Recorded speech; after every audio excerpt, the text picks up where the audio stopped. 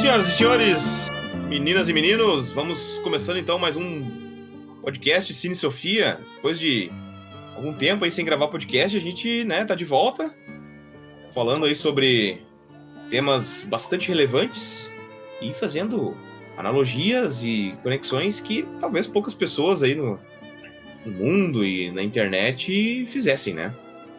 E a analogia de hoje é entre um clássico eterno do cinema, Poderoso Chefão, e um clássico eterno da música brasileira, Um Homem na Estrada. Sim, essa é a nossa analogia principal. Eu acho que, inclusive, a gente comentou, né, quando a gente estava preparando a pauta, que como, principalmente o coach, né, ou o pessoal aí que fala a respeito de motivação e tal, como o pessoal usou o Poderoso Chefão em vários exemplos, né? Sendo Pois que, é. será que é um exemplo bom, assim, pra gente pegar, né? Se você quer o exemplo de um monstro fascista, né? Senão, não. Pois é, né? Pois é, mas, assim, pra quem... Bom, pra quem não conhece o Poderoso Chefão, talvez possam ter pessoas aí que estão nos escutando que não conhecem, né?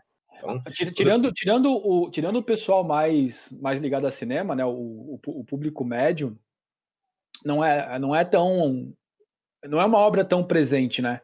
Não é um filme assim que sessão da tarde, sabe? Então, tipo, tirando a galera que realmente gosta um pouco mais de cinema, Poderoso Chefão não é um filme tão difundido por vários motivos. O primeiro, ele é antigo, não é um filme novo, então os avanços tecnológicos da época não são tão atrativos para um público mais caseiro, assim, enfim, que assiste um filme para se divertir. É longo, né? E é um filme longo, exato. Não é um filme curto. É um filme que você tem que tirar um tempo para assistir. E o grande lance do filme, e é por isso que ele sempre aparece entre os mais bem cotados da história do cinema, ao contrário de Cidadão Kane, que tem algumas renovações e revoluções técnicas de cinema, como enquadramento, passagem de tempo, o grande X da questão do Poderoso Chefão é o roteiro, são as atuações, a música, trilha sonora, ambientação, figurino, essa construção que torna o Poderoso Chefão muito bom é o seu ritmo de história, que para um público de 2020 já não é mais tão atrativo como foi no passado, né? Exatamente. Eu acho que o primeiro, começando a gente falar sobre o primeiro filme, né? A gente vê aí a família Corleone, família muito poderosa, né? Dentro da máfia ali de Nova York e Nova Jersey, né? Comandado pelo Vito Corleone, interpretado pelo Marlon Brando, que virou a figura, assim, a figura conhecida quando se fala em The Godfather, né? O Poderoso Chefão, é a figura dele com o terno preto, com a rosa vermelha na lapela, né?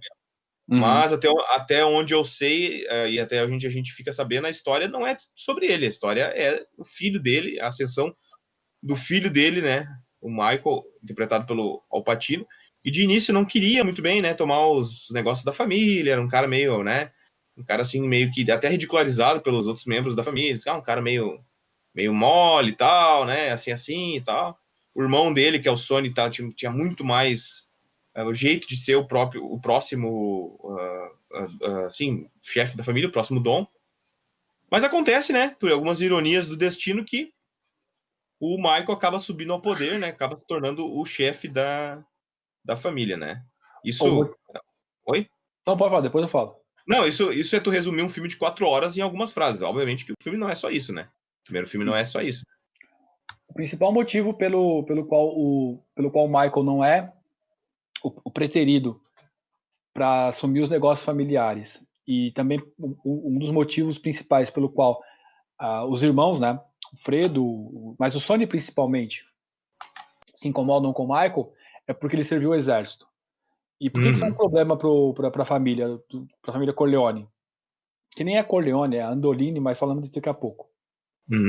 É um problema porque, se você pegar a história da constituição da máfia italiana, ela nasce no momento quando a Itália ainda está se formando como Estado-nação, né, final do século XIX, está se formando como Estado-nação, e o Estado não consegue dar conta da violência urbana, que ainda também é um urbanismo nascente maior parte desses problemas acontece no meio rural, mas esse é o ponto. A sociedade não dá conta de resolver esses problemas de violência. Então, alguns mafiosos locais trocam favores com a população em troca de silêncio, que é a lei da omertá. Olha, a gente resolve a situação entre nós, porque sabemos que se recorrermos às forças policiais do Estado, o Estado não dará conta e, em última análise, ainda prejudica a nossa própria comunidade. Então a gente se resolve. A ideia, então, é essa. O Estado não nos dá nada e nós não damos nada para o Estado, nem nossa palavra. E o Michael comete o crime dos crimes. Ele vai matar para o Estado. Ele torna-se um agente do Estado. Olha, interessante essa tua análise aí, cara. Exato. Nunca tinha parado para pensar. Além de montar um canal de comunicação com o Estado, que é se tornar um soldado, né? Além de conversar com o Estado, que é proibido de acordo com as leis dessa facção criminosa que é a máfia, porque a gente esquece, né? Máfia é a facção criminosa. Máfia é um nome bonito que a gente dá para uma facção criminosa. Além dele conversar com o Estado, que é proibido de acordo com essa tipologia das leis da máfia, ele vai matar para o Estado. Ele torna-se o agente que tradicionalmente não ajuda o povo italiano. Ele debanda para o lado de lá. Não é apenas o lado de lá da lei, da legalidade, das forças policiais, mas é o lado de lá das pessoas que historicamente não nos ajudaram. Por isso que a máfia surgiu, porque a gente não foi ajudado pelo Estado. Agora o cara faz parte do Estado? Pera lá, que isso. Com certeza. E são 4 filhos, né? São 4 filhos. A Connie é a que assim, ela aparece um pouco menos, né? O Sonny é o mais explosivo. O Fredo é o mais dodói, né? Porque parece que essas famílias criminosas sempre tem um que é mais dodói, com uma cabeça estranha. Não quero, assim, fazer referência a nenhuma outra família de bandido que a gente conhece, mas, enfim, né? Parece que sempre tem um meio dodói com a cabeça meio estranha, né? Que tem uma cara meio estranha, né? Se fosse hoje em dia... Poderoso Chefão 2020 estava o Fredo no Twitter escrevendo mensagens incompreensíveis, né? Entendam como quiserem isso, né? Enfim. E o filme se desenrola, né? A partir dessa questão, a própria estabilidade dessa... No início ali é interessante, porque uma coisa que eu achei muito interessante no primeiro, essa construção do Luca Brasi, né? Que o Luca Brasi é colocado assim como um baita do um bandido, né? Um assassino e coisa. E na realidade a gente nunca via ele agir, né, cara? Porque ele morre antes de cometer qualquer crime, né? Então, a maioria das pessoas sabem também, né? Mas o Poderoso Chefão ele é uma adaptação de um livro do Mário Puzo. Isso. Tem que falar o nome do livro é O Siciliano. Conta a história do primeiro e do segundo filme num livro só. E no livro, a história do Luca Brasi vai se desenvolvendo com mais tensão, com mais suspense, embora ele também ele não entre em ação no livro. As pessoas têm bastante medo do Luca Brasi, nem tanto pela força física ou pela destreza dele com as armas. As pessoas têm muito medo dele porque ele é um monstro desumano. No livro, ele engravida uma prostituta, se não me engano. Eu sei que é uma relação violenta, assim, que ele engravida uma mulher, e quando a criança nasce, ele fica na sala onde o parto está acontecendo, ele nasce com uma parteira, e a criança sai da mãe, do ventre materno, ele pega a criança recém-nascida e joga a criança numa lareira em chamas. Nossa! E vê o filho recém-nascido morrer crepidado pelas chamas. É por essa história que as pessoas têm medo dele. Porque se o cara é capaz de fazer um treco desse, ele é capaz de fazer qualquer coisa. Com recém-nascido, né, cara? Filho dele, né? Ele faz isso com a pureza da pureza da pureza e do seu sangue. Não tem nada mais puro que um recém-nascido, nada mais indefeso, nada mais digno de amor do que um recém-nascido, seu filho. E ele faz isso. Então, o medo que as pessoas têm no livro em torno do Luca Brasi não é tanto por conta da sua aparência física, ou da sua força, ou da sua destreza como criminoso. É porque, cara, ele é capaz dos atos mais inumanos possíveis. Ele é literalmente uma pessoa desprovida de amor, empatia, qualquer sentimento benéfico. E é por isso que o Don Corleone, né, o Vito, fica meio apreensivo quando o Luca Brasi vai visitá-lo no dia do do casamento da filha. Porque, cara, esse cara pode fazer qualquer coisa. Dá na vereda dele, ele arranca minha cabeça aqui e deu. A gente percebe, pelo menos no filme, que ele é um cara, assim, intelectualmente falando, ele é uma pessoa bastante limitada, né? Porque no início ali, ele tá ainda, ele tá treinando pra ver como é que ele vai conseguir conversar com o Vito, né? Tipo assim, eu não consigo nem me expressar com palavras. Ele é um cara bem bronco, assim, né? Sim. E daí, isso eu acho interessante essa construção, porque eu lembro que no filme, um filme não tem nada a ver com o assunto, né? Mas eu lembro daquele filme Predador, tem uma construção parecida, que eles colocam o Blaine também, né? Como um cara assim que, nossa, o cara da giratória lá, da metralhadora, né? Era um cara que era parceiro do Dutch em outras missões e tal. E é o primeiro cara a morrer, né, cara? Então tu fica pensando assim, pá, a gente nem teve a oportunidade de ver esse cara agir, de mostrar o porquê que ele é tão respeitado e tão temido, e o cara morre no início, né? O primeiro cara que morre, né? Como elemento narrativo, isso aí é pra criar no espectador a tensão, né? Pera lá. Se o cara mais casca-grossa morreu rápido desse jeito, então quem que é esse antagonista, né? Quem que é esse antagonista, exatamente, porque... Né? Exatamente, porque no Poderoso Chefão 1, a gente tem, né, Soloso, né? o Soloso e aquela união das máfias, né, porque, enfim, eles querem... O Soloso quer obrigar as máfias, e já conseguiu fazer com todas, menos com os Corleones, a começar a trabalhar com as drogas, né? Aí vai lá o Vitor, não, porque droga é uma coisa ruim, uma coisa toda. O cara lida com prostituição, lida com extorsão, lida com assassinato e coisa, mas droga não pode, né? Maconha não pode deixar os meninos filmar, né? Há um elemento muito importante nessa conversa do Vito com o Soloso, que é o traficante, que o pessoal que admira o Vito costuma esquecer. Não sei se propositadamente ou não. Mas vamos relembrar essa cena do filme, né?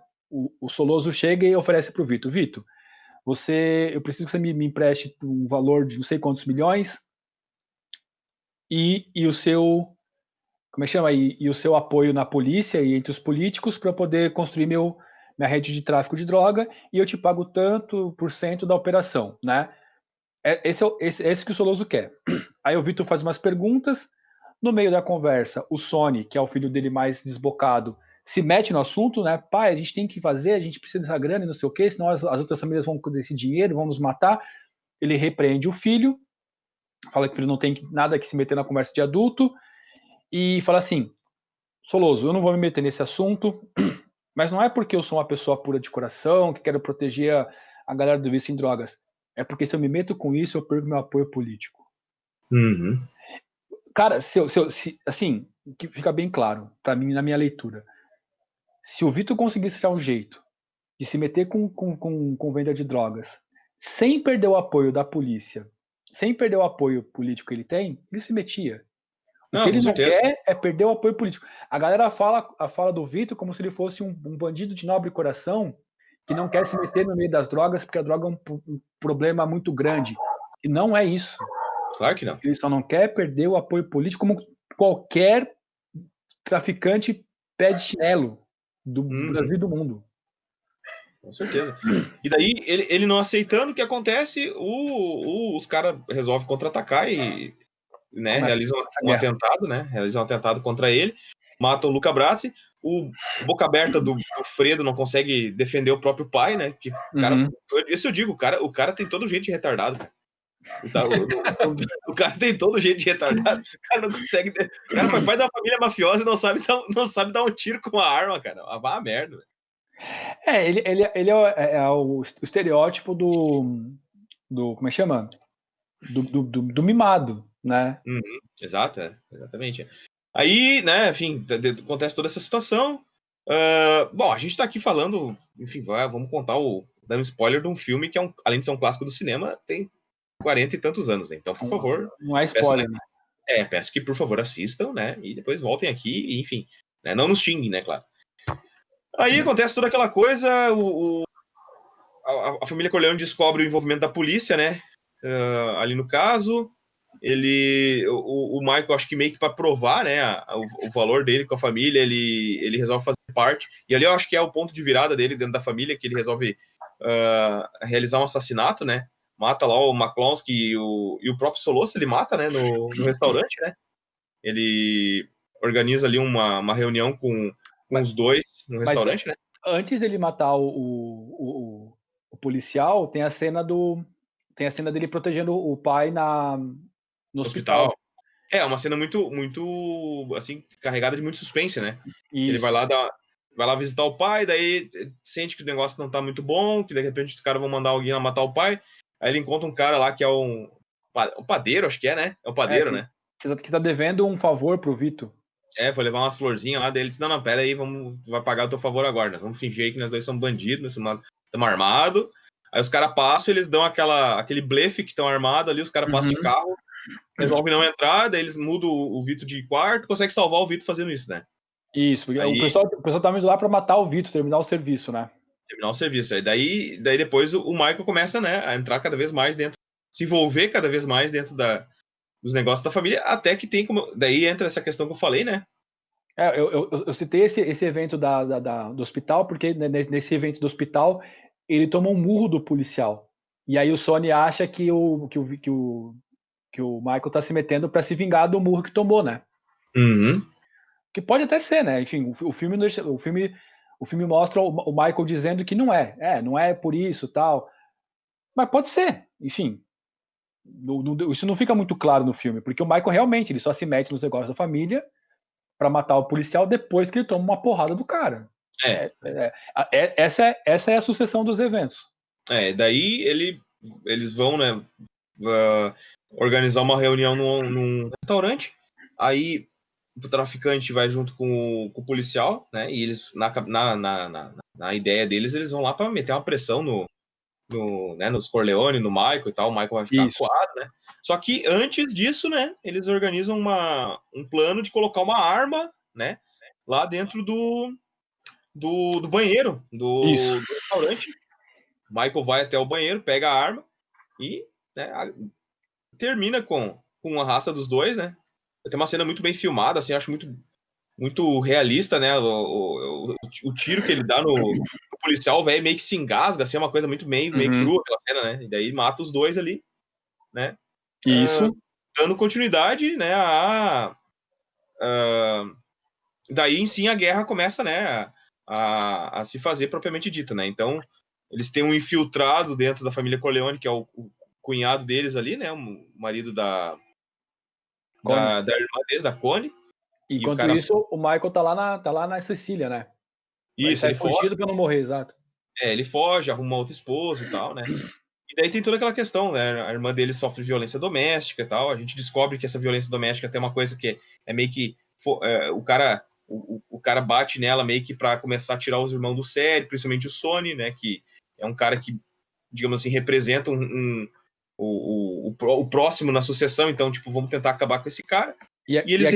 Aqui tem um negócio legal de falar do Vitor mais uma vez, porque o filme não mostra, mas o livro descreve que em alguns momentos, bom, se bem que depois o Michael muda um pouco isso, mas o Vitor, em alguns momentos, ele fica sabendo, né, de que a Connie está sofrendo na mão do novo marido. E o Vitor se limita a dizer o seguinte: isso não é mais problema meu. Louco. A própria filha, né? Não é problema meu, porque agora a minha filha não é mais minha filha, ela é propriedade do marido. Isso no livro tem. No livro tem. Uma coisa que é pouco falada por quem admira o filme, e dessa vez eu acho que é de modo proposital, é que os filmes de máfia italiana, o Poderoso Chefão é um exemplo, retratam a estrutura patriarcal típica de sociedades ideológicas fascistas. Uhum. O homem é o provedor, o homem é o responsável, né, enfim, todo o papel socialmente ativo recai sobre as costas do homem, e a mulher é relegada ao segundo plano né, quase não ter voz ativa no seio familiar. Essa estrutura patriarcal com papéis de gêneros muito bem definidos é uma das características que está presente no modo de funcionamento da ideologia fascista, típica. E, meu amigo, se você vier me dizer que a máfia italiana não é fascista, aí, bom, a gente tem que sentar e conversar o que você entende por fascismo e máfia, né? A gente tem que rever um monte de coisa. E a galera que costuma dar admirar, né? O Vitor Corleone e o Poderoso Chefão e tal, acaba meio que, né, escamoteando isso e dizendo, né, enfim, não é bem por aí, não. É o risco que se tem, isso é uma coisa que tem que se tomar muito cuidado, né? Na cultura pop, o nerd acaba cometendo muito esse erro. Cara, é o risco que se tem quando tu começa a admirar certos personagens e coisas da cultura Que pop não que são admiráveis. não são admiráveis, como, por exemplo, o Walter White lá do Breaking Bad, né, cara? Tem gente que tem o Walter White assim como, nossa, olha só, que não sei o quê, um exemplo, o cara venceu o medo, não era mais uma vítima. O cara não baita de um cretino, cara, o cara era um vilão, entendeu? Então É o como é que tu vai vilão, admirar, exato. sabe? Ele é o inimigo do filme. Uma vez eu vi o Anthony Hopkins falando que ele não entendia como que o pessoal admirava o Hannibal Lecter, cara. Ele dizia, cara, vocês estão admirando Sou errado. um psicopata, um cara que come gente, cara. É só isso, né? Sabe? Então, assim, cara, como é que tu vai admirar um cara desse? E o nerd, sei lá, né? Parece que é como tu disse, eles propositalmente eles leem só uma parte da informação, né? Eles trazem sempre só uma parte da informação sobre o personagem que justificaria, né, o gosto deles pelo personagem, né? E daí então o que acontece? Só para resumir, lá na Itália, o Michael tentado quase morre, né, na explosão do carro. Morre a Polônia, né? A Polônia, a esposa dele, né, a amante que ele tem lá, que ele acaba assumindo como esposa por um tempo. E vale notar que ele tem a Kay, né, nos Estados Unidos, e isso fica uma coisa meio estranha, porque ele tem, né, E isso é outra coisa também que o pessoal que admira o Michael põe debaixo do tapete, né? Ele tem uma esposa nos Estados Unidos, vai para a Itália, não diz por que nem como, simplesmente desaparece. Na Itália, ele arruma uma outra mulher, aí o pessoal meio que idolatra o jeito como o Michael arruma essa mulher, porque ele vai falar com o pai dessa mulher, né? Tipo, olha como ele é respeitoso. Primeiro ele fala com o pai da mulher, para depois falar com ela, pede a permissão para namorar, conhece a família dela, para ter uma relação saudável, não sei o quê. Mano, a Polônia é a amante do cara. É a amante do cara. E ele tá lá fugido porque matou duas pessoas. Ele tem uma mulher nos Estados Unidos esperando ele, que não sabe, não faz a mínima ideia de para onde ele foi. E pior, quando ela pergunta para a família onde foi o Michael, ninguém responde. Ele não mandou uma carta para a mulher. E quando ele volta da Itália para os Estados Unidos, né, porque morreu a Polônia. A Polônia, morreu a amante, quando ele volta para ficar com a Kay como se nada tivesse acontecido, fazendo juras de amor. Caramba, Exatamente. cara, o cara é sabe, um cretino, um tosco. Com certeza. E tem gente, eu já vi gente culpar a Kay, né, pelos eventos que acontecem no primeiro, no segundo. Cara, ó que essa mulher passou também, tá certo que ela sabia onde ela tava se metendo, mas tipo assim, cara, ó que essa mulher, tá certo que eu nem sei se ela sabia, cara, porque quando ela começou a namorar o Michael não era ainda, né, ele não queria fazer parte dos assuntos da família, né? Mas assim, ela não sabia, mas, como eu posso dizer, sendo uma pessoa racional, você supõe. Porque assim, cara, você está se metendo no meio de uma família que você sabe mantém negócios ilegais, de assassinos, né, enfim. Você está vendo o seu marido assumir esses negócios, você supõe que ele fará o quê? Né? E uma coisa interessante que diz, que demonstra como a Kay sabia de onde ele estava se metendo, é quando exatamente o Michael volta da Itália, vai reencontrar com ela, aí eles estão conversando tal, ela já está cedendo já, né, pro Michael, e aí ela fala assim, Michael, mas seu pai lida com assassinato tal, e não sei o que, e crimes.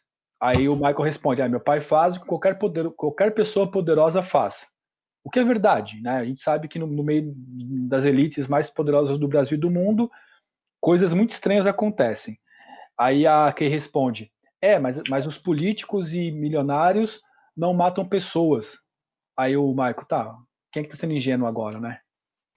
Você realmente acha isso, né? Sabe? Com certeza. Por favor. Exato. E ela é estilo aquela menina aquela moça que se apaixona às vezes pelo Mau elemento, né? Pelo mau elemento, né? Pelo mau elemento. E daí ele volta, né, cara?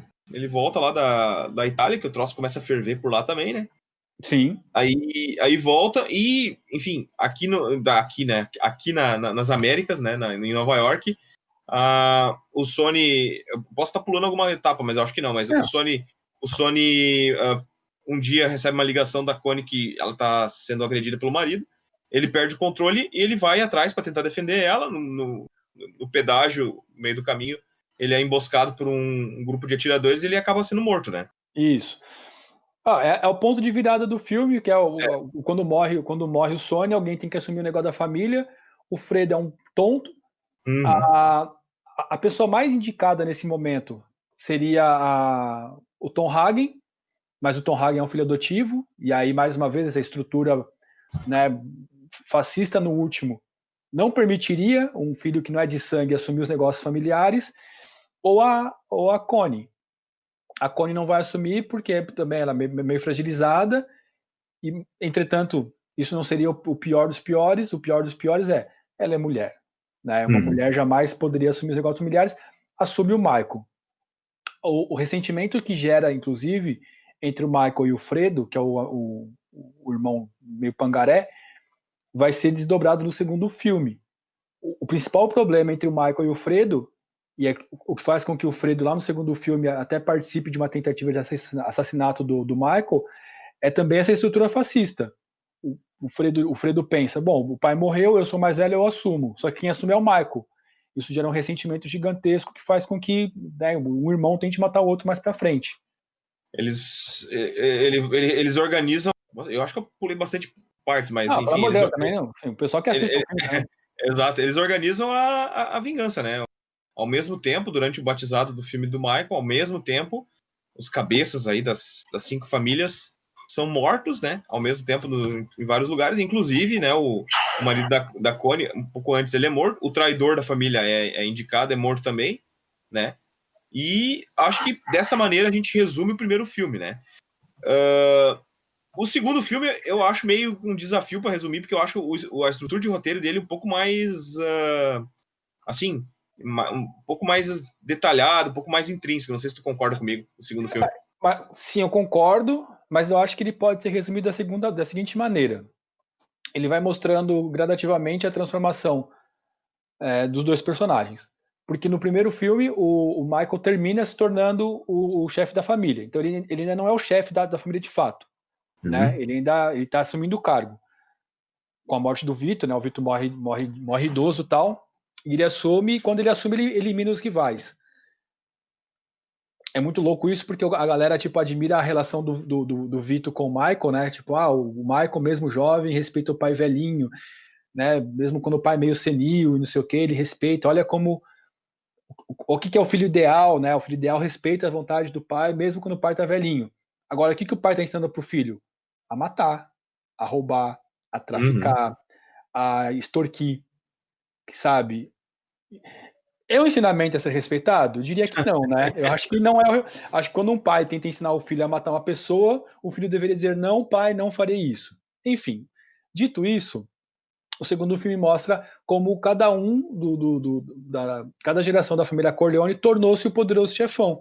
O Vito, por sua vez, vindo da Itália, vem fugido, né? Porque, enfim, mataram o pai dele, mataram o irmão. Ele vem fugido da Sicília para não morrer, muito jovem, criança, 8 anos. E o Michael, adulto, vai se tornando o poderoso chefão na fase adulta, né? Então mostra o desenvolvimento dos dois personagens. No caso do Michael, ele vai se tornando o poderoso chefão à medida que ele vai entendendo o funcionamento das alianças que ele tem no meio criminoso e descobrindo quem tentou matar ele. Acho que o batismo dele para se tornar o chefão da máfia é quando ele encomenda o assassinato do irmão.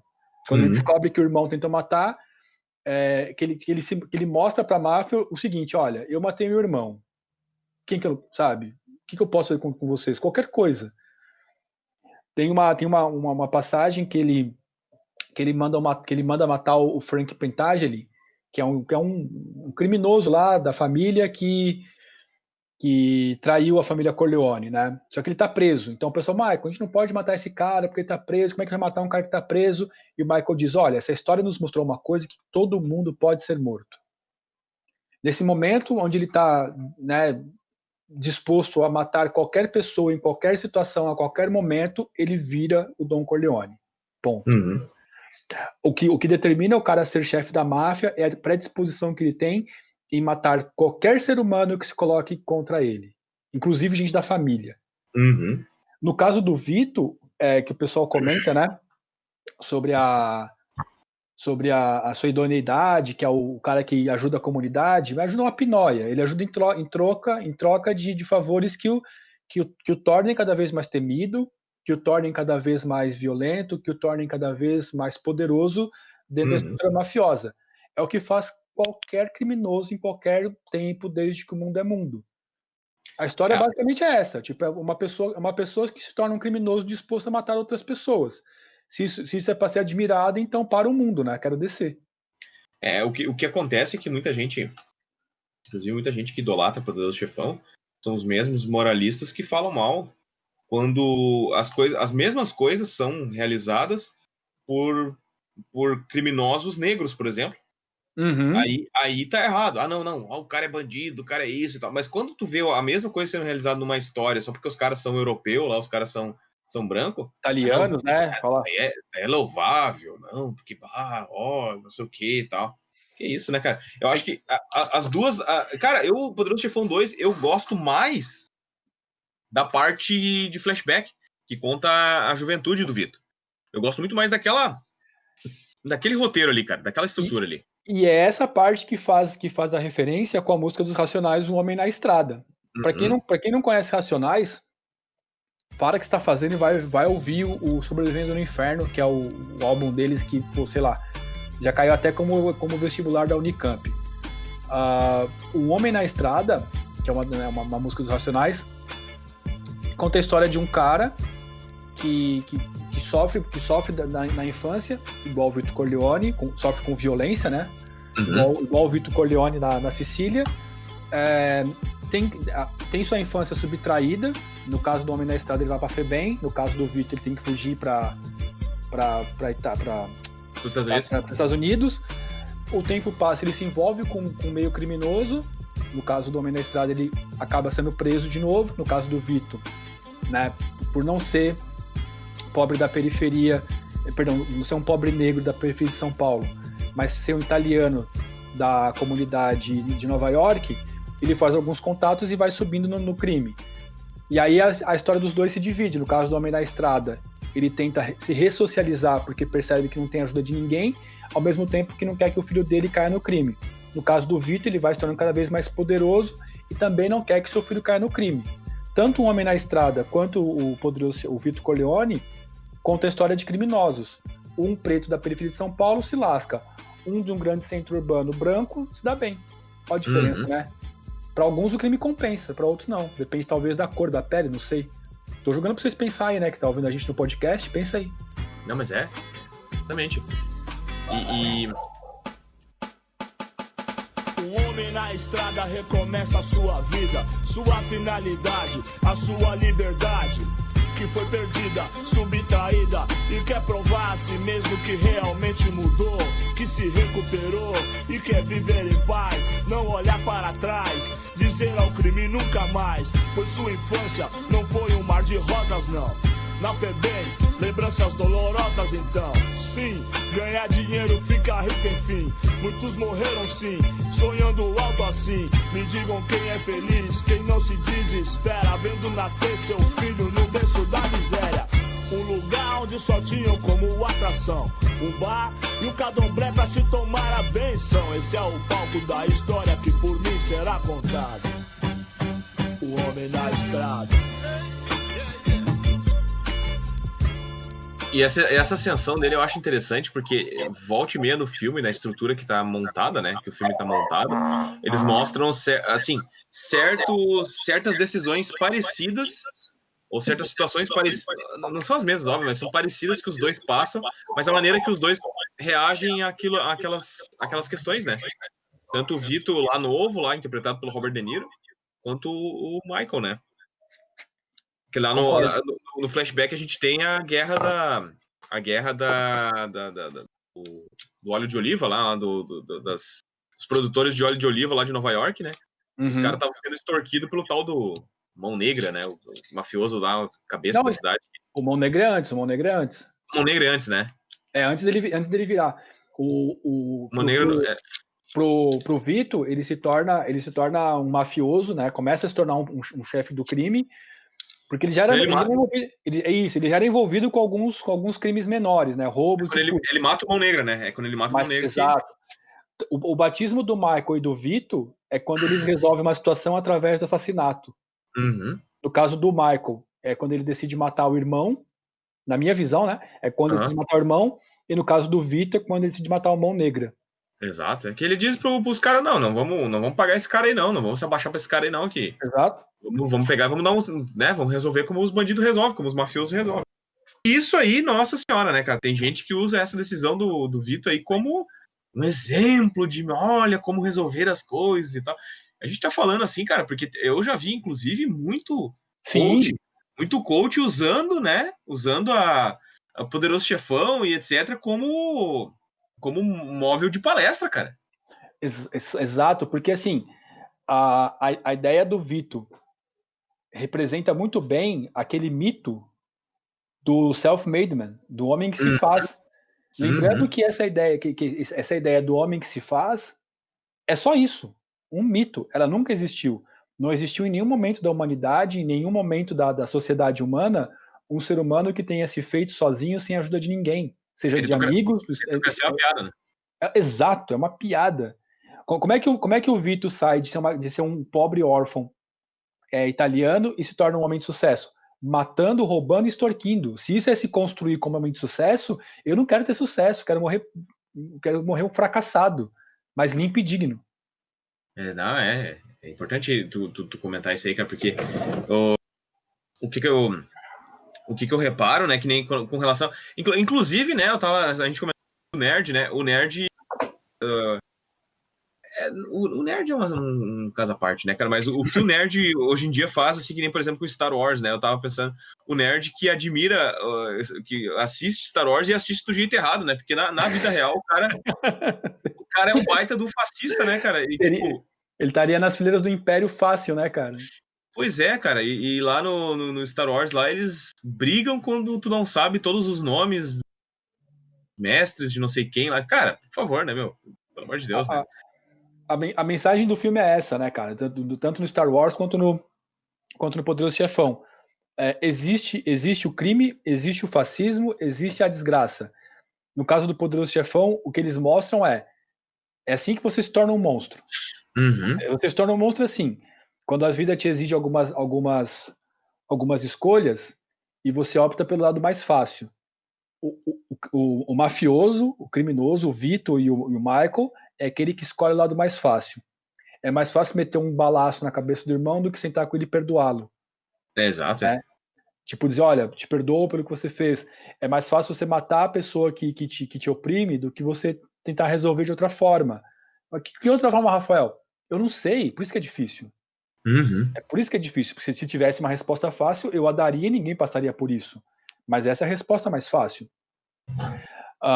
Dito tudo isso, que nem você falou, Jerônimo, os coaches usam essa história do Poderoso Chefão como exemplo de superação, na minha visão, porque é um homem branco.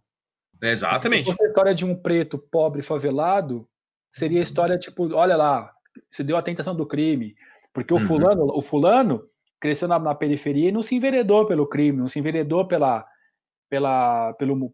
caminho errado, né? Então, quando o cara é preto e pobre e comete crime para subir na vida, ele é o exemplo a ser negado, ele é o exemplo a ser esquecido. Quando é um italiano branco, né, que vive em Nova York, aí ele vira um exemplo a ser admirado, a ser usado nas palestras, a ser usado como empoderamento, né, do homem macho alfa. Mano, por favor, desculpa aí, gente, mas vai pra merda todo esse papinho besta aí, imbecilizante. Mas é verdade, cara, você tem razão. Por favor. É sim.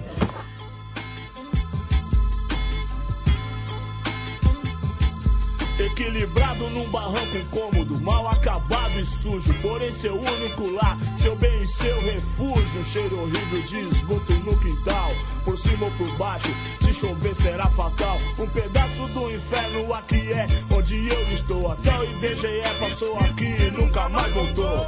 numerou os barracos, fez uma paz de perguntas, logo depois esqueceram, filha da puta. Acharam uma mina morta e estuprada, deviam estar com muita raiva, mano, quanta paulada. Estava irreconhecível, o rosto desfigurado, deu meia-noite e o corpo ainda estava lá, coberto com lençol, ressecado pelo sol, jogado. O IML estava só 10 horas atrasado. Sim, ganhar dinheiro, ficar rico, enfim.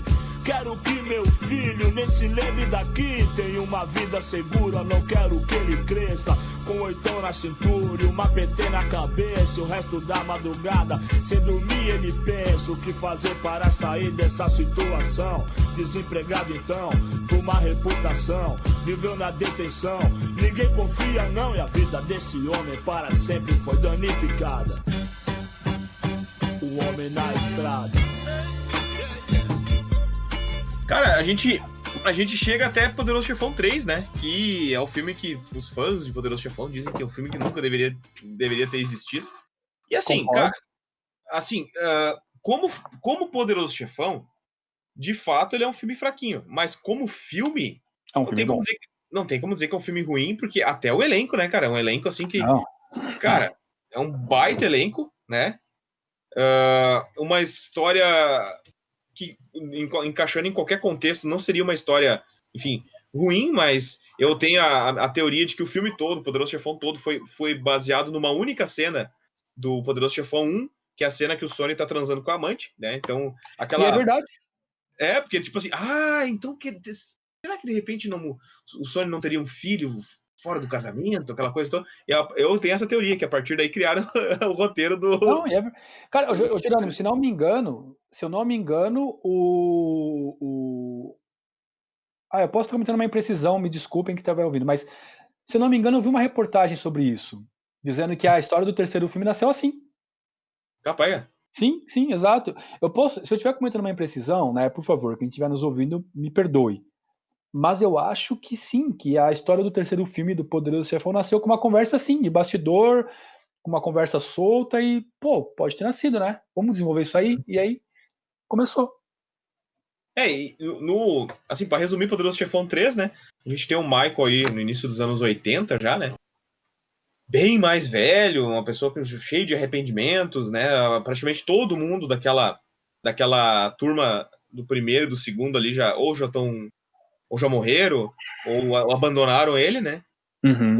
Ele tem praticamente só a companhia aí da filha, né? Ele tem o Tom Hanks morreu também, ele tem esse filho ilegítimo do Sonny, que é meio que um páreo ali da família, mas enfim, que é um cara que tá do lado dele. E daí começa essa situação toda, ele tá querendo, acho que meio que, pela visão do italiano católico, né, meio que salvar a própria alma, ele começa a ajudar a igreja, né, Uhum. começa a dar uma grana pra igreja, começa a ajudar, e ao mesmo tempo tem... Mas não só isso, né, ele ajuda a igreja para tentar fazer com que ele tenha um poder dentro do Vaticano. Isso. Que é se bem que o Papa Francisco, enfim, é um ser muito iluminado, mas em vários momentos, né, infelizmente a Igreja Católica ficou na mão de papas nem tão nobres quanto o Papa Francisco, e a pressão política que o Papa exerce, ela é sem igual no mundo, né? Eu não quero criar nenhuma polêmica aí com relação, enfim, de repente quem é católico está nos escutando. Não, mas é aquela coisa histórica. Você pega, por exemplo, a dinastia Borgia, né? Sim. Inclusive tem um livro, né, que é um livro muito bom do Mário Puzo, que fala sobre né? Falando estritamente dos elementos históricos. A gente tem elementos históricos mostrando que, em alguns momentos, os papas que assumiram a cúria tiveram problemas terríveis, do ponto de vista moral, político, ético. E quando isso acontece, e já aconteceu no passado, né? Quando isso acontece, historicamente você tem a igreja pressionando politicamente, fazendo mau uso da cadeira de São Pedro, né? O que eu ia dizer, o que eu ia dizer é justamente que eu disse para o pessoal não me levar mal, mas é que eu ia dizer assim, eu não subestimo uma instituição tão antiga quanto a Igreja Católica, né? Exato. Eu não subestimo uma instituição que já está aí há tantos séculos, enfim, né? Mas não é esse assunto do podcast, né?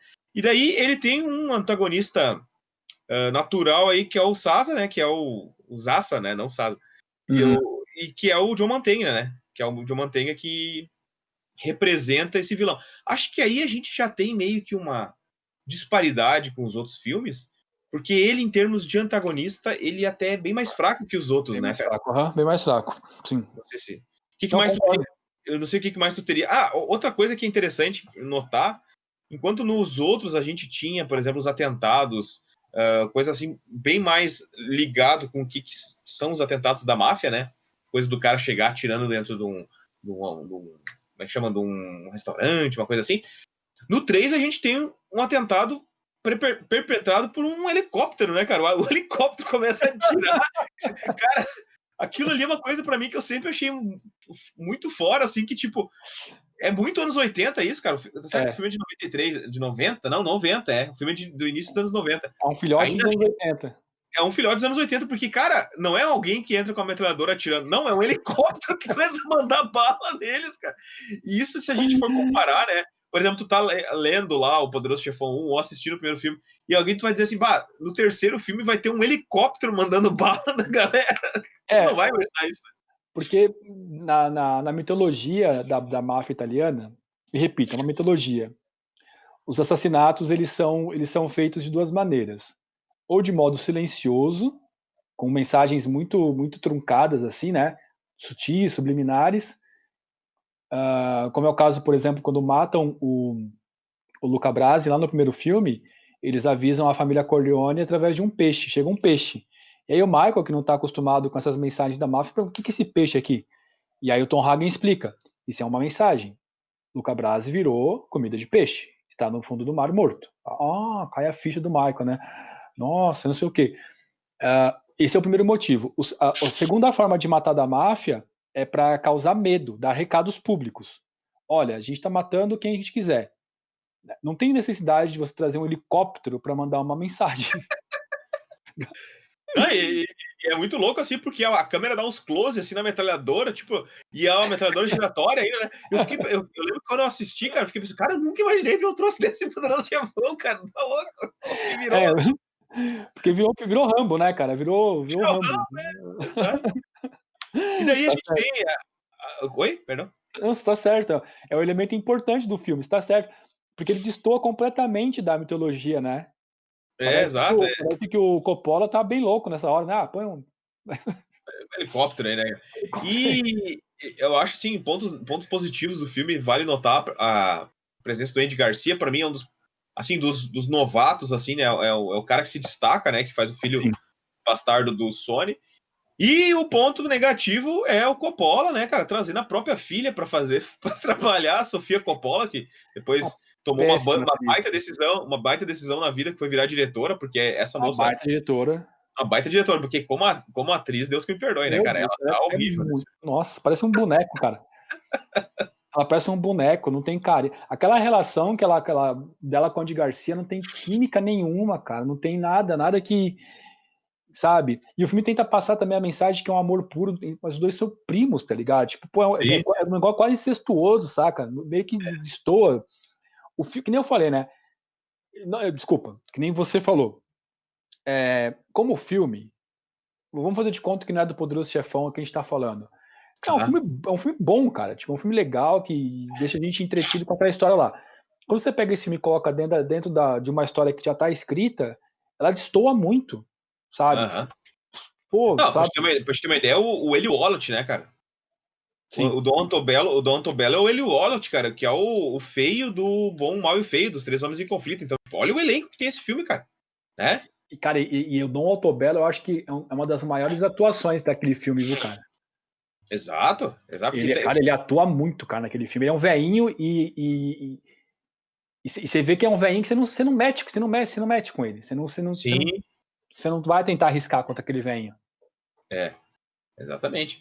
Então, eu não sei se tu tem mais alguma coisa pra falar sobre o Poderoso Chefão 3 aí, cara. Como é que ele termina aí pra galera?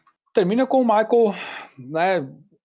Aliás, é uma coisa importante de falar, eu acho, né? Uma coisa que é legal de comentar assim com a galera, porque esqueci o nome, O nome do ator, Al Pacino. O Al Pacino, cara, ele tá no modo de overacting, né? O filme inteiro, O 2, principalmente, né? Acho que no cara, 2 ele tá sabe? No 3 ele tá meio que o Celso Russomano aí no último debate, né? No 3 ele tá meio assim, meio calmo, né?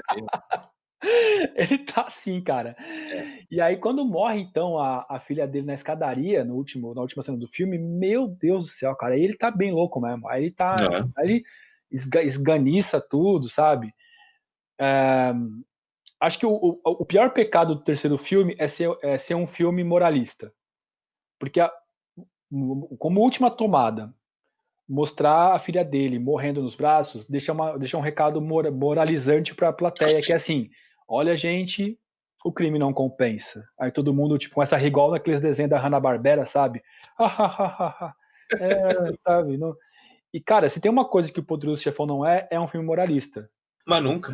O Poderoso Chefão é um filme imoral para mostrar como funciona a máfia, né? A máfia funciona assim, é uma porcaria, como o próprio Coppola já disse, o Mario Puzo também, os atores já disseram, é a história de um monstro. Não é uma história para ser copiada, não é uma história para ser levada, né, tipo, como exemplo de vida, como querem os coaches. É uma história de um monstro. Portanto, como é a história de um monstro, não é uma história moralista por excelência. O terceiro filme termina com ele no colo, com o Michael carregando a filha morta no colo, e a mensagem final do filme é essa: olha, galera, o filme não compensa.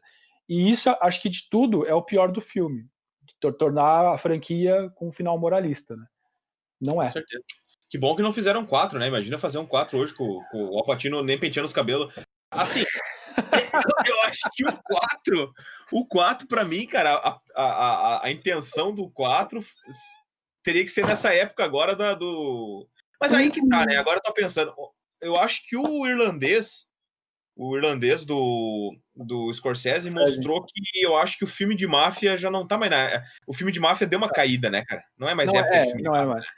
Não é porque o glamour da máfia, o glamour que a máfia tinha no passado, para aquele público do passado, foi substituído pelo gangster negro da comunidade rapper. Uhum. O apelo agora é do gangster rapper que tem, né, tipo, cordão de ouro, roupona larga, que respeita a família de outro jeito. É mais ou menos o que ficou ensaiado com Velozes e Furiosos antes deles irem para o espaço correr, né, com míssil e tal, né? A franquia de Velozes e Furiosos pegou esse hype do cara que é um criminoso, mas ele também ele é descolado, ele faz muito sexo, ele faz esportes radicais, é forte, né? É um outro tipo, é um outro gênero de gangster que está em moda nos anos 2000, 2010, 2020. Aí o que nem você falou, o Irlandês é um filme que é um dos melhores filmes dos últimos 10 anos, assim, na minha opinião. Se ele tivesse sido feito no final dos anos 90, ou nos anos 90, ele teria, acho que tido... claro que ele fez sucesso, tudo, mas eu acho que ele estaria numa época onde ele, com bem mais a cara daquele filme, né? Tipo assim, uma época que aquele filme ainda estava em moda, né, cara? Sim, exato, concordo. Mas o Irlandês ele é um filme cujo mérito reside, além do elenco, além do diretor, além da ambientação, além de tudo que é constrói no filme, como roteiro, o principal mérito é mostrar, olha, tá vendo a máfia, gente? É uma porcaria. Ninguém presta. Sim. Ninguém é amigo de ninguém, todo mundo tá pronto para se matar. Esse papo de lealdade que existe nos filmes de máfia é um papo para boi dormir. Na vida real não é assim que funciona, tá? Na vida real todo mundo é cretino, bandido e ladrão. E é isso. Não há honra entre os ladrões, por favor. Com certeza. Eu acho que ele é uma história real, né? O Irlandês é uma história real. A diferença é essa também, né? Mas eu acho que há de se ter acho que é uma mensagem que a gente gostaria talvez de passar aqui, não sei se tu concorda comigo, que há de se ter um certo filtro também, né? Também, enfim, na hora de se colocar certos personagens como ícones, né, cara? Eu acho que é uma coisa que o Alan Moore falou a respeito do Rorschach, personagem que ele mesmo criou, e que ele disse, cara, desculpa, mas vocês não estão percebendo que o Rorschach não é um mocinho, cara. O Rorschach era um personagem preconceituoso, um personagem machista, um personagem que flerta até com o fascismo em algumas coisas que ele faz. E, tipo, cara, eu nunca botei ele como um mocinho, né? Se vocês interpretam dessa maneira, desculpa, né, cara? Mas é a mesma coisa o Hannibal Lecter, né? Se vocês interpretar o cara como um cara legal, estão interpretando um bandido como um cara legal, né? Não é? Amanhece mais um dia e tudo é exatamente igual. Calor insuportável, 28 graus, faltou água, já é rotina. Monotonia, não tem prazo pra voltar. Já fazem 5 dias, são 10 horas. A rua está agitada, uma ambulância foi chamada com extrema urgência. Loucura, violência, exagerado. Estourou a própria mãe, estava embriagado. Mas bem antes da ressaca ele foi julgado. Arrastado pela rua, o pobre do elemento. O inevitável lixamento, imaginem só. Ele ficou bem feio, não tiveram dó. Os ricos fazem campanha contra as drogas e falam sobre o poder destrutivo dela. Por outro lado promovem e ganham muito dinheiro com o álcool que é vendido na favela. Empapuçado ele sai, vai dar um rolê. Não acredita no que vê, não daquela maneira. Crianças, gatos, cachorros disputam palmo a palmo seu café da manhã na lateral da feira.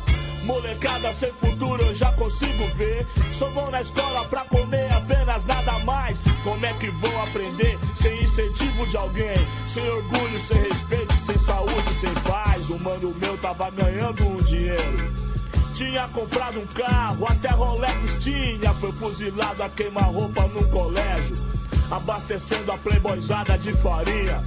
Ficou famoso, virou notícia, rendeu dinheiro aos jornais, cartaz à polícia. 20 anos de idade e alcançou os primeiros lugares. Superstar do Notícias Populares. Uma semana depois chegou o crack. Gente rica por trás, diretoria. Aqui periferia, miséria de sobra. Um salário por dia garante a mão de obra. A clientela tem grana e compra bem. Tudo em casa, costa quente de sócio. A playboyzada muito louca até os ossos. Vender droga por aqui, grande negócio. Sim, ganhar dinheiro, ficar rico enfim. Quero um futuro melhor, não quero morrer assim. No necrotério qualquer, um indigente sem nome, sem nada. Um homem na estrada.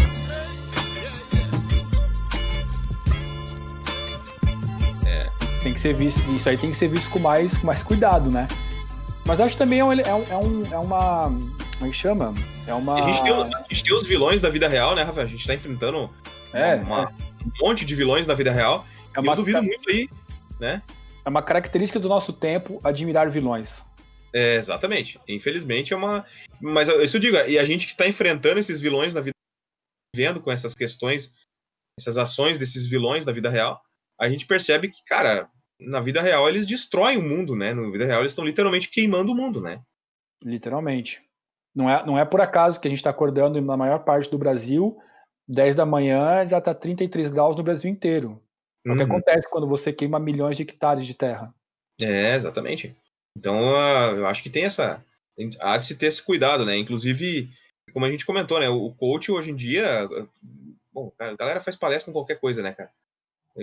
Começa a gritar que tu tem que, como é que é? Tu tem que ser o protagonista da tua vida, aí se atraca com o cara de soco no chão. E esse vídeo aí, cara, eu vou ter que, de repente, deixar na descrição aí pra galera ver, porque, cara, é o troço mais bizarro que eu já vi. O coach começa a xingar o cara, né? Porque tu é um bosta. Tu é um bosta. Não sou um bosta. É um bosta. É, sim, você é. Se não fosse, vocês tinham botado a mão na cara, enfiado o dedo no nariz dela e falado que gostava dela e que ela tinha que ser sua mulher, não sei o quê. Não, mas não sou um bosta. É assim, pá, os dois caem no chão e começa a rolar e começa a gritaria. Ai, meu senhor, tu me libertou. Por favor, né, cara? Acho assim, ó, o dinheiro que tu vai gastar com coach, tu consegue fazer uma terapia tranquilo, cara. Nossa, e sai renovado, sai feliz, né? Com certeza. É isso, gente. Mais alguma coisa pra comentar de Poderoso Chefão aí, cara? Não. O final é esse, né? Em vez de idolatrar bandido, traficante, mafioso, cara, tem tanto bom exemplo aí, velho. Hoje mesmo dei uma aula sobre Marx e, né, pelo YouTube, e, cara, uma galera começou a comentar durante a aula lá na área de comentários sobre brasileiros admiráveis. Cara, tem tanta gente bacana para ser admirada, assim, com uma boa história, com uma história legal para poder inspirar as pessoas. A gente não precisa se basear na história de bandido, cara. Pelo amor de Deus, vou repetir, né? A história do Poderoso Chefão é a história de 2 monstros, bandidos, assassinos, que cresceram na vida através de extorsão, assassinato, coisas ilegais, medo. Isso não é legal. É o que a gente comenta, que vai entrar dentro do nosso... de coisas que a gente está planejando aí para o nosso próximo episódio, que é a questão do revisionismo histórico, né? Isso mesmo. É o que os norte-americanos fazem, né? Tu vai ver um filme do Vietnã, com raríssimas exceções, ou tu vai ver um filme sobre os militares norte-americanos, com raríssimas exceções. Os caras são colocados como os heróis, né, cara? Que vão lá nos outros países para, enfim, livrá-los do comunismo, do avanço do comunismo, do avanço do não sei o quê, e, tipo, os árabes malucos que explodem as crianças e tal. E a gente, cara, tu tá vendo, na realidade, na vida real aqui, cara, um monte de cara que foi lá pro Vietnã, foi lá pra não sei aonde, pra matar criança, né, cara? E, tipo assim, como é que a gente vai... Por que a gente idolatra? Pra traficar droga. Por que a gente idolatra esses caras, né? Exato. Louco, né, meu? Não... É um mundo estranho, mas tem que dizer que... Tem que ser dito, né? Nesse mundo estranho que a gente vive, tem que ser dito. Não idolatre pessoas que matam crianças. Exatamente. É uma coisa... parece meio óbvio, mas... Mas tem que ser dito. É verdade. Até porque, enfim, né? Tem gente aí que idolatra certos torturadores do passado e cara, qualquer um que ganha informações ou que trabalha com a tortura... O próprio Napoleão dizia que a tortura não é um método confiável, porque qualquer informação que tu consegue através dela não é confiável, mas a pessoa está sob efeito de dores e etc, né? Então, assim, se tu aí que está escutando a gente escutou algum político, alguém falar que torturador do passado, fulano de tal, foi um ícone, foi o quê? Porque Pinochet foi um... É mais seguro o cara falar dos malucos dos outros países, né? Pinochet foi um ícone porque fulano de tal foi um ícone. Cara, não foi.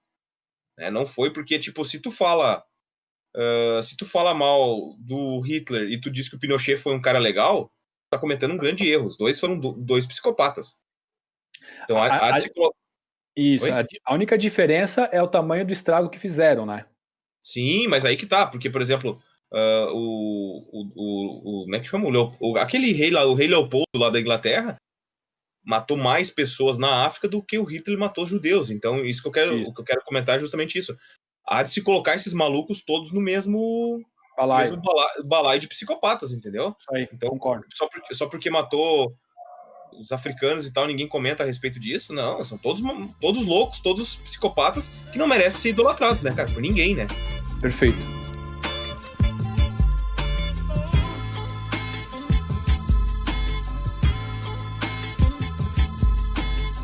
Assaltos na redondeza, levantaram suspeitas, logo acusaram a favela para variar. E o boato que corre é que esse homem está com seu nome lá, na lista dos suspeitos, pregada na parede do bar. A noite chega e o clima estranho no ar, e ele sem desconfiar de nada vai dormir tranquilamente, mas na calada caguetar os seus antecedentes, como se fosse uma doença incurável no seu braço. A tatuagem deve ser uma passagem 57 na lei. Do seu lado não tem mais ninguém, a justiça criminal é implacável. Tiram sua liberdade, família e moral, mesmo longe do sistema carcerário. Te chamarão pra sempre de ex-presidiário. Não confio na polícia, raça do caralho. Se eles me acham baleado na calçada, chutam minha cara e cospem em mim. Eu sangraria até a morte, já era um abraço. Por isso a minha segurança eu mesmo faço. É madrugada, parece estar tudo normal, mas esse homem desperta, pressentindo o mal. Muito cachorro latindo, ele acorda ouvindo barulho de carro e passos no quintal. A vizinhança está calada e insegura, premeditando um final que já conhecem bem. Na madrugada da favela não existem leis, talvez a lei do silêncio, a lei do cão. Talvez vão invadir o seu barraco e a polícia vieram pra arregaçar, cheios de ódio e malícia. Filhos da puta, comedores de carniça, Já deram minha sentença e eu nem tava na treta. Não são poucos e já vieram muito loucos. Matar na crocodilagem, não vão perder viagem. 15 caras lá fora, diversos calibres. E eu apenas com uma 13 tiros automática. Sou eu mesmo e eu, meu Deus e meu orixá. No primeiro barulho eu vou atirar. Se eles me pegam, meu filho fica sem ninguém. O que eles querem? Mais um pretinho na FEBEM. Sim, ganhar dinheiro, fica rico enfim. A gente sonha a vida inteira e só acorda no fim. E a verdade foi outra, não dá mais tempo pra nada.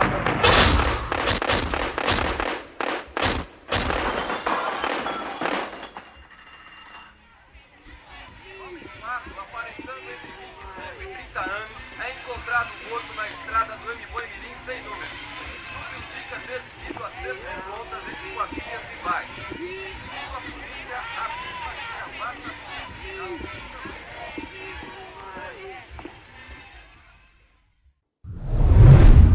Muito bom. Cara, gostei do nosso episódio aí, hein? Foi, eu acho, uma discussão salutar a respeito dessa obra aí do Poderoso Chefão, que eu gostaria de recomendar aí como recomendação final. Recomendaria os livros do Mário Puzo, cara. Eu, infelizmente, dele, eu li 2 só até hoje. Inclusive, um foi tu que me deu, que é sobre a máfia dos cassinos. Sim, sim, baita livro, né? Tá, inclusive, aqui perto da minha mão. Deixa eu só buscar ele aqui. Cara, é um baita livro. Então, eu gostaria de recomendar esse aqui, que foi o Rafael que me deu, que é Os Tolos Morrem Antes. Baita livro. Baita livro. Uma bela mulher na capa, de olhos verdes. E outro livro que eu gostaria de recomendar dele, que foi o último livro, né? Lançado em 98, que ele não terminou de escrever, que quem terminou de escrever ali foi a esposa dele e tal, que é Os Borgias, que até onde eu sei, eu posso estar bem enganado, mas eu acho que é um dos únicos livros dele de máfia não fictícia, né? Máfia real, assim, que existiu de verdade, né? Esse o Borges eu só vi a resenha, né? Eu nunca li. Muito bom, recomendo a todos. Ele fez uma grande pesquisa, até onde eu sei, ele fez uma grande pesquisa, foi feita, né? Uma grande pesquisa a respeito da própria história dos Borgias, né? Claro que tem algumas liberdades poéticas e tudo, mas realmente é um livro muito bom, né? Mas eu acho que tu já leu mais coisa dele do que eu, né? Não sei o que tu já leu dele. Eu li 2 livros também. Eu li 2 livros. Eu li o Poderoso Chefão e o... eu li o Siciliano também. Eu li o Poderoso Chefão, o Siciliano... Eu posso Siciliano é a junção digamos, seria o Poderoso Chefão 1 e 2, velho. Exato. Tô confundindo. Eu li o Poderoso Chefão e Os Tolos Morrem Antes. Foram os 2 livros que eu li dele. Eu não li muita coisa também, não. Por questões da vida, né? A gente acaba não tendo contato e não lendo. Porque, cara, é um baita escritor. Eu gosto pra caramba do Mário Puzo. Assim como a gente tem escritores aí que se tornam escritores de gênero, dá pra dizer que o Mário Puzo, ele meio que se tornou um escritor, entre aspas, de gênero, né? Sim. Ele é lembrado sempre como escritor de livros de máfia, né? Sim. Com certeza. Então eu gostaria aí de recomendar aí pra galera, né? E, sem dúvida nenhuma, acho que tu concorda comigo, assistam Poderoso Chefão, né? Assistam a trilogia aí, né? São filmes muito bons. Pra quem tá enjoado de ver esses filmes água com açúcar da Netflix, vai ser um como chama? Revigorante. Acho que a palavra é essa. Você vai se sentir novo, assim, tipo, extasiado, porque papo sério mesmo. Eu assino Netflix, né, como a maioria das pessoas assina também.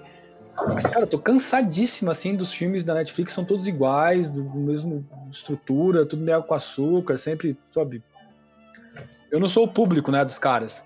Então, se você é assim como eu, já tá meio de saco cheio de ver esses filmes com o mesmo roteiro, com a mesma estrutura, com os adolescentezinhos de 30 anos, né? O cara no roteiro ele tem 16 anos, na vida real põe um cara de 30 anos bombado, malhado no GH para fazer o personagem, né? Assistir Poderoso Chefão vai ser revigorante. Tu vai ter uma experiência bacana assim com o filme. Mas aí é que tá, né, Rafael? Aí tu comentou assim, caras, mas aí que esse eu acho o erro de uma empresa que nem a Netflix, porque, cara, eles não são um estúdio pobretão que faz filme com pouco dinheiro. Eles têm bilhões e, tipo, daria pra fazer filme pra todo mundo, né, cara? Digamos assim, daria pra fazer o filme e série pra todo mundo, né? A gente sabe que claro, tem algumas coisas aí deles que se salvam, não dá pra negar que tem coisas como, por exemplo, Dark aí, né, outras obras que se salvam, mas é como tu falou, a maioria das produções deles acaba ficando só nessa mesma, pra galera da mesma faixa etária, com a mesma maneira de ver o mundo e tal, e eu acho que deveria ter um pouco mais de variação aí nesse lado aí, né? Isso aí é mercado de fato, né, velho? Os caras tão... Uhum. Vale um episódio aí nosso, viu? Do Netflix falando sobre decisões mercadológicas. Vale sim, com certeza. E eu acho assim que também dá só pra recomendar uma coisa aí pra galera, uma coisa que eu não recomendei ainda, pra galera jogar. Eu não vou recomendar o jogo do Poderoso Chefão, que eu acho que ele é um jogo que poderia ser melhor. E eu não gosto muito de recomendar jogo assim, eu particularmente não gosto muito de jogo de bandido, assim, estilo GTA e tal, não faz muito a minha praia. Mas um jogo que é muito interessante, cara, é Máfia. Máfia eu recomendo esse jogo. A trilogia Máfia, 1, 2 e 3. O 1 e o 2 tem ligação entre eles, né? O 3 eu não joguei ainda, joguei pouco, não sei se tem ligação com o primeiro e o segundo. Mas vale a pena porque conta a história muito parecida com o Poderoso Chefão e uma história de redenção aí interessante, bem bacana. Vale a pena, Máfia 3 vale a pena. Uhum. É isso então, velho? É isso. Então, quero agradecer aí a todos que participaram aí, que prestigiaram. Eu tô acostumado a falar nas lives, né? Então parece que eu tô fazendo ao vivo a coisa. Então eu quero agradecer a todos aí que prestigiaram o nosso podcast. A gente, né, tem a questão da pandemia e toda, e diferente de muitos, né, a gente está respeitando, né, isolamento e outras coisas assim como o uso de máscara e tal. Então, de repente, isso fica um pouquinho mais truncado para a gente conseguir fazer as gravações do Cine Sofia, mas a gente, na medida do possível, está conseguindo manter o nosso ritmo, né? É isso aí. A gente não para. É isso aí, então. Um forte abraço a todos e fiquem com Deus para sempre. Não morra. Valeu. Valeu.